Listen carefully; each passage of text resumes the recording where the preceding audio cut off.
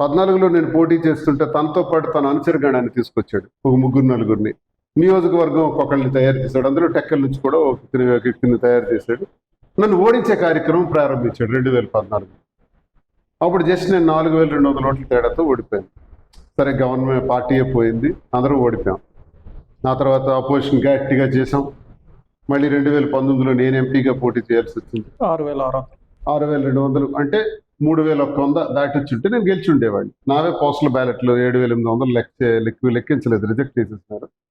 అప్పుడు కీలకమైన పాత్ర ధర్మాన్ని మళ్ళీ పోషించాడు. అయిపోయింది, అది ఓడిపోయినాం. కీలకమైన పాత్ర అప్పుడు కనీసం ఎవరు లేరు, ఒక్కడే అయిపోయినాను. అవును, ఉదయం 6 గంటలు అయింది. నేను 8 గంటలకల్లా అందరూ డిక్లరేషన్ ఫారాలు తీసుకుని గెలిచిన వాళ్ళు అందరూ వెళ్ళిపోయినారు. ఎంపీ గెలవాలని ఆశ ఎవరికైనా ఉందా? బాధ్యత ఉందా? తర్వాత రోజు మార్నింగ్ 8 వరకు రీకౌంటింగ్ చేయమని నేను ఒక లెటర్ పెట్టాను. ఎవరైనా వచ్చి నిలబడ్డారా? రీకౌంటింగ్ చేయాలని గట్టిగా అడిగారా? అందరూ వెళ్ళి పడుకున్నారా? ఉదయం 4-5 గంటల వరకు నేనే కదా, నేను ఒక్కడే కదా కాపలా కాస్తుంది. ఆ బాధలన్నీ గొడవలన్నీ పడ్డాను. ఆఖరికి 3000 తేడాతో ఓడిపోవటం జరిగింది. దీని అంతటికీ కారణాలు వాళ్ళకి తెలియదా?